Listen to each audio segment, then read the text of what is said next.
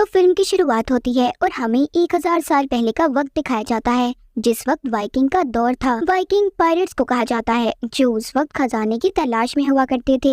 हम देखते हैं कि वाइकिंग का राजा अपने सिपाहियों को लेकर नदी के किनारे आया था। ऐसा लग रहा था कि वो किसी जंग से यहाँ पर आए हैं। राजा नदी में एक छोटी भेड़ को छोड़ता है। राजा की बेटी उसे ऐसा करने से मना कर रही थी। वो कहती है कि डैड ऐसा मत करें, आपका ये काम हमें महंगा पड़ेगा। राजा अब क्या करना चाहता था कि कोई भी नहीं जानता था। तभी भेड़ को पानी में देखकर एक बहुत बड़ी चीज पानी से बाहर आती है। उसने भेड़ को खा लिया था, जिसके बाद उसने राजा के सभी सिपाहियों पर हमला कर दिया और उनको मार दिया। आखिर राजा ने पानी में भेड़ को क्यों छोड़ा था? वो यहाँ पर किस चीज की तलाश में आए थे? वो चीज आखिर क्या थी? ये हमें कहानी में आगे जाकर पता चलेगा। जिस चीज ने सभी को मार दिया सिवाय राजा की बेटी की, जो यहाँ से भाग जाती है। इसके बाद कहानी हमें बहुत सालों आगे की दिखाई जाती है। हम एक आर्कियोलॉजिस्ट को देखते हैं जिसका नाम सिगर्ट था। वो अपनी पुरानी चीजों पर रिसर्च किया करता था। उनके बारे में जानना, उनका पता करना, ये काम सिगर्ट को बहुत पसंद था। वो कई सालों से वाइकिंग्स पर रिसर्च कर रहा था। वो और उसकी बीवी कुछ ऐसी बातों को मानते थे जिन पर आजकल बहुत कम लोग हैं जो यकीन करते हैं। सिगर्ट और उसकी बीवी ने वाइकिंग्स पर बहुत रिसर्च की। उनको पता चला कि उनका समंदरी जहाज अपने इलाके से कई मीलों दूर गया था। उनका जहाज तो मिल जाता है और उनके कुछ आर्टिफैक्ट्स भी, यानी कि कुछ पुरानी चीजें भी मिली थी, मगर वो वाइकिंग्स इतने दूर क्यों गए थे? उस बात का जवाब आज तक किसी के पास नहीं था। और यही बात थी, सिगर्ट इन बातों का जवाब जानना चाहता था। मगर सिगर्ट और उसकी बीवी इस बात को मानते थे कि क्या पता वाइकिंग्स अपना खजाना छुपाने के लिए इतने दूर गए, लेकिन उनके पास इस बात का कोई सबूत नहीं था, इसीलिए उनकी बात पर कोई यकीन भी नहीं करता था। सिगर्ट के 2 बच्चे हैं। उसकी बीवी की कैंसर की वजह से मौत हो गई थी। वो एक म्यूजियम में काम किया करता था। सिगर्ट अक्सर अपने काम में इतना मसरूफ हो जाता कि अपने बच्चों को सही से वक्त भी नहीं दे पाता था, इसलिए अक्सर सिगर्ट की बेटी उससे नाराज रहा करती थी। सिगर्ट ने आज जितनी भी चीजों पर रिसर्च की, उसके म्यूजियम में प्रेजेंटेशन थी। वहाँ पर म्यूजियम का मालिक उससे कहता है, देखो फजूल बात तो बिल्कुल मत बताना, सिर्फ वो बताना जिसके बारे में तुम्हें यकीन हो, वरना वो लोग हमारे म्यूजियम में पैसे कभी इन्वेस्ट नहीं करेंगे, और जो तुम्हारा प्रोजेक्ट है उस पर तो बिल्कुल भी नहीं। अब खैर सिगर्ट की प्रेजेंटेशन शुरू होती है, मगर सुनने वाले उसकी बातों में कुछ खास दिलचस्पी नहीं ले रहे थे। तब सिगर्ट ऐसी बातें बताने लगा कि एक दिन दुनिया खत्म हो जाएगी। वो बताता है कि हमें वाइकिंग्स का जहाज मिला। वो इतनी दूर इसलिए गए थे ताकि दुश्मनों से अपना खजाना छुपा सके, और हमें इस बात के बारे में पता करना होगा। हमें उस जगह तक जाना चाहिए। लेकिन वहाँ पर जितने भी लोग थे सब हंसने लगते हैं, इसीलिए जो इन्वेस्टर थे वो पैसे देने से भी मना कर देते हैं। सिगर्ट का बॉस भी हंसने लगा था। वो कहता है, क्या फजूल बातें कर रहे हो, ऐसा कुछ नहीं था। मगर सिगर्ट उन्हें फिर भी अपनी बात पर यकीन दिलवाने की कोशिश कर रहा था। वो इस चीज के बारे में अपनी गाड़ी में बैठकर बहुत सोचता है। उसे इन सब बातों पर यकीन था। सिगर्ट को बस ये डर होता है कि अगर उसकी इन बातों पर किसी ने यकीन ना किया तो उसकी सारी रिसर्च बेकार चली जाएगी, क्योंकि उसने और उसकी बीवी ने इन चीजों पर बहुत रिसर्च की थी। उन दोनों ने इस बात का पता लगाया था कि वाइकिंग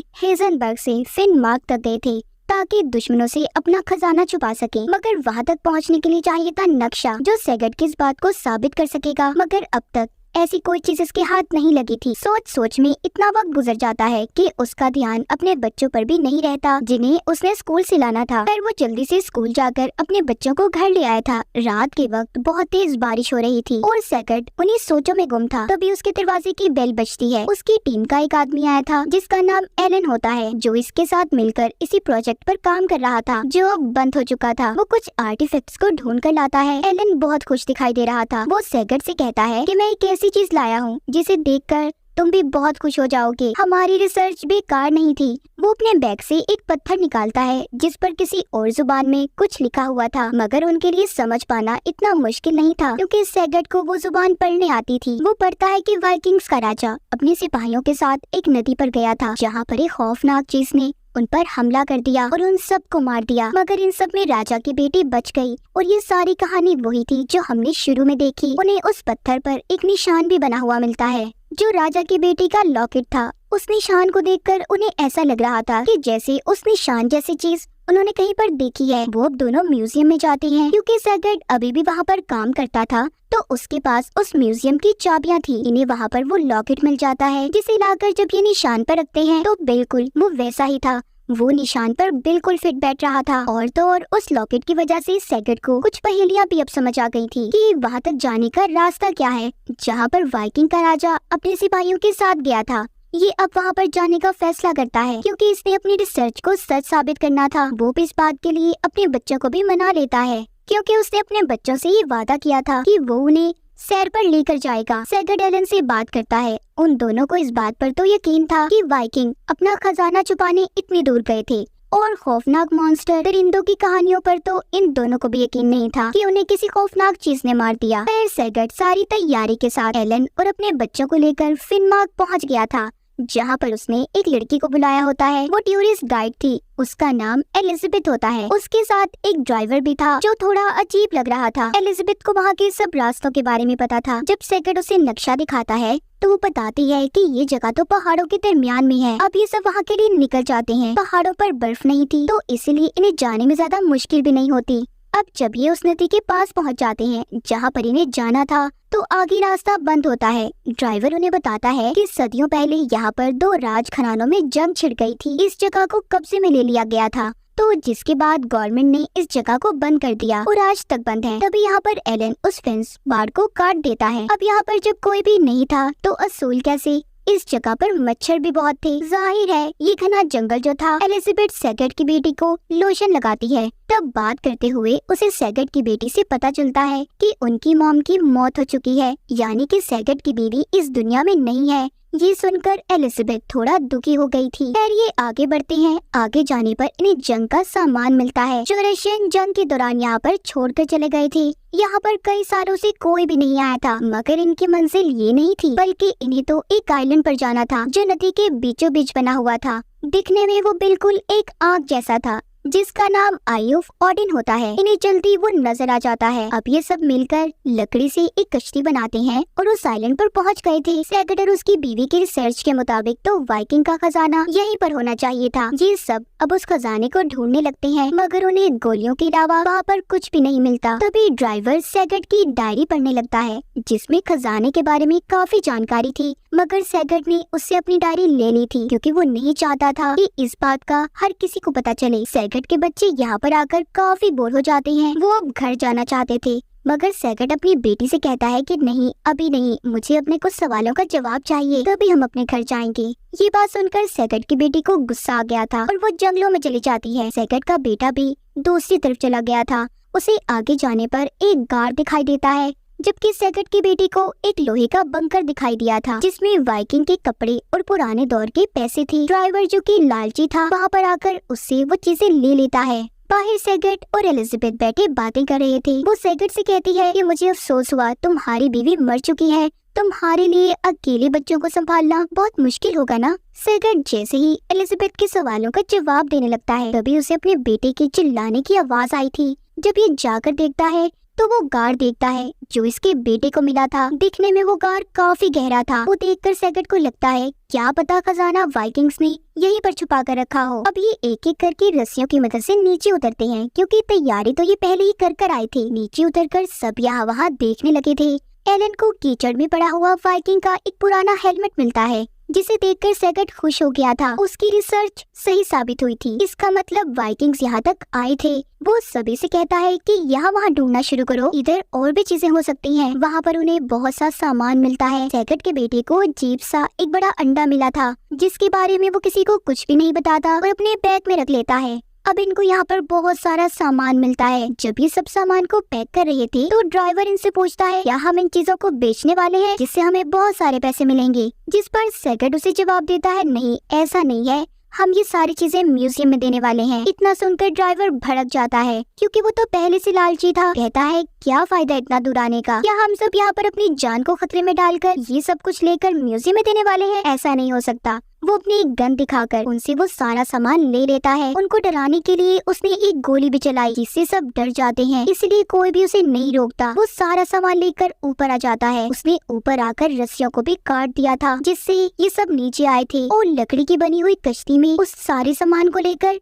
नदी के रास्ते जाने लगता है। तभी नदी के बीच जाकर उसे कुछ महसूस हुआ था।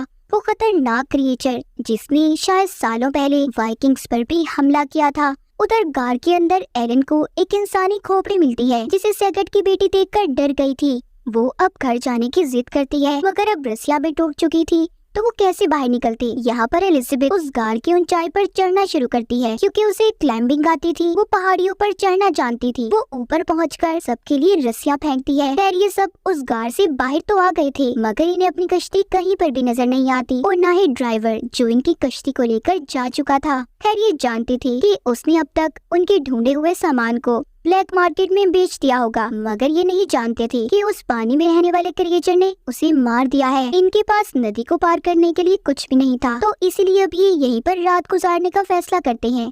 एलन जो अपने साथ इंसानी खोपड़ी लाया था वो जब उसके सिर को खोलता है तो उन्हें उसमें एक बहुत बड़ा दांत मिला था। ऐसा लग रहा था कि शायद उसे किसी जानवर ने मारा है मगर ये दोनों वो दांत देखकर सोचते हैं इतना बड़ा दांत आखिर किस जानवर का हो सकता है। ये अब किसी को बिना बताए दोबारा से उस गार के अंदर जाते हैं तो और ज्यादा अंदर जाने पर इन्हें बहुत सारे इंसानी ढांचे दिखाई दिए थे। इसका मतलब ये था जो वाइकिंग्स यहाँ पर सदियों साल पहले आए थे वो यहीं पर मर गए, कभी अपने मुल्क वापस न जा सके, इसीलिए कहानियों में कहीं पर उनका जिक्र नहीं था। और ये ढांचे सभी उन वाइकिंग्स के थे जो हमने कहानी के शुरू में देखे थे। ये सब देखकर सैगर्ट एलन से कहता है मेरी रिसर्च के मुताबिक उस दौर के वाइकिंग्स एक अजीब से क्रिएचर पर यकीन रखते थे।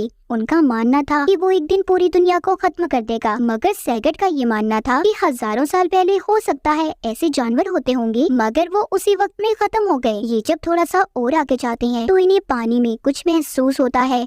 इन्होंने पहली बार उस जानवर की झलक देखी थी जो दिखने में बहुत बड़ा और काफी अजीब था। ये दोनों डर जाते हैं, इन्हें अपनी आंखों पर यकीन नहीं हो रहा था। जब ये दोनों गार में थे तो ऊपर सैगर्ट के बेटे को जो अंडा मिला था उसमें हलचल होने लगती है। हलचल की आवाज से सैगर्ट के बच्चे जाग गए थे। उस अंडे में से तभी एक सांप निकलता है। उसको जब सैगर्ट का बेटा खाना खिलाता है तो उस सांप ने सैगर्ट के बेटे के हाथ से खाना तो खा लिया था मगर अब वो उस पर हमला करने वाला था। तभी बच्चों के शोर से एलिजाबेथ भी जाग जाती है। उसने उस सांप के बच्चे को एक बॉक्स में बंद कर दिया था मगर वो लगातार अजीब अजीब आवाजें निकाल रहा था जो आवाजें पानी में रहने वाले क्रिएचर तक पहुंच जाती हैं। एक रस्सी पानी में थी जिससे वो टूटा हुआ बंकर का हिस्सा बंधा हुआ था जिसमें सैगर्ट के बच्चे और एलिजाबेथ थे। वो क्रिएचर अब उस रस्सी को पानी में खींच लेता है। तभी सैगर्ट और एलन भी गार से बाहर आ जाते हैं। सैगर्ट जल्दी से उस दरवाजे को खोलने की कोशिश करता है ताकि अपने बच्चों और एलिजाबेथ को बचा सके। उसने अपनी बेटी और एलिजाबेथ को तो निकाल लिया था मगर उसका बेटा अभी भी उस बंकर के अंदर था।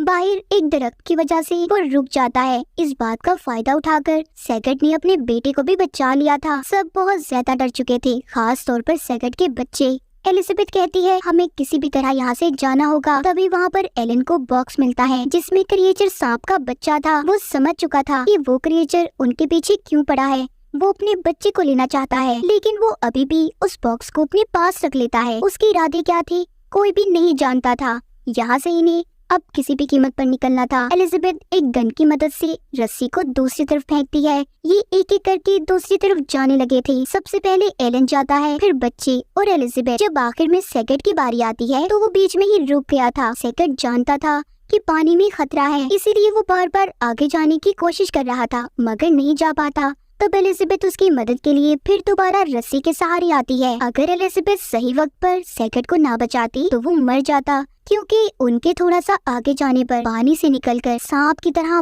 बहुत बड़ा दिखने वाला क्रिएचर उन पर हमला कर देता है जिसको पहली मर्तबा इन्होंने अपनी आंखों से देखा था, जो इतना बड़ा था कि आसानी से एक इंसान को खा सकता था। उसके हमले की वजह से वो दोनों पानी में गिर गए थे। जब वो क्रिएचर उन्हें मारने वाला था तो एलन अपनी गन से उस पर गोली चलाता है और इसी बात का फायदा उठाकर वो दोनों जल्दी से पानी से बाहर आ गए थे। ये सभी यहाँ से तो निकल गए थे। इन्हें ऐसा लग रहा था कि खतरा सिर्फ पानी में है मगर ये नहीं जानते थे कि वो क्रिएचर सांप जमीन पर भी चल सकता है। अब ये यहाँ से आगे निकलते हैं। इन्हें एक पुराना बंकर यानी कि अंडरग्राउंड रास्ता मिलता है। सैगर्ट को भी वाइकिंग्स की कहानी समझ आ गई थी कि वो यहाँ पर किसी खजाने को छुपाने नहीं बल्कि इस क्रिएचर को मारने आए थे, क्योंकि उनका मानना था कि ये दुनिया को खत्म कर देगा। और उस पत्थर पर सारी कहानी वाइकिंग्स के राजा की बेटी ने लिखी थी जो बचकर भाग गई थी। यहाँ पर इन्हें ऊपर की तरफ एक रास्ता दिखाई देता है। ये जब उस रास्ते से बाहर जाने का सोचते हैं, सबसे पहले एलन बाहर जाता है। सैगर्ट को ये बात पता चल चुकी थी कि एलन के पास क्रिएचर का बच्चा है। तभी वो क्रिएचर सांप इनके पीछे पड़ा हुआ है।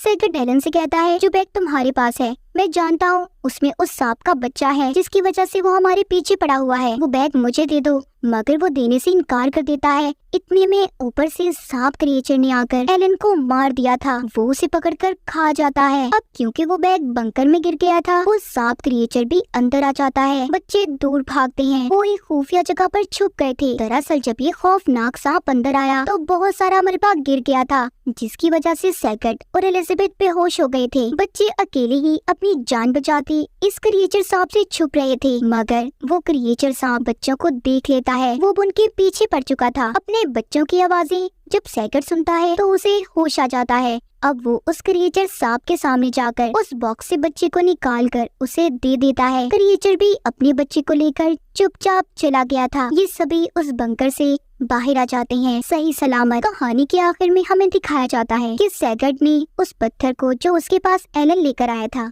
जिस पर वाइकिंग्स की कहानी लिखी हुई थी, जो वाइकिंग के राजा के बेटे ने लिखी थी, उसे म्यूजियम में दे देता है और खुद ने म्यूजियम की नौकरी को छोड़ दिया था। और उसने अब इन सब पुरानी चीजों के बारे में खोज को बंद कर दिया था, ताकि किसी को कभी कुछ पता न चले कि उस आग की तरह दिखने वाले आइलैंड के इर्द गिर्द पानी में क्या है। अब उसने अपने लिए एक टीचर की जॉब को चुना था, ताकि वो इस जॉब के बाद अपने बच्चों को बहुत सारा वक्त दे सके। तो यहाँ पर सैगर्ट की रिसर्च खोज तो खत्म हो गई। क्या आप भी ऐसी पुरानी चीजों के बारे में जानना चाहते हैं? कमेंट सेक्शंस में जरूर बताइएगा। और इसी के साथ इस फिल्म की कहानी यहीं पर खत्म हो जाती है।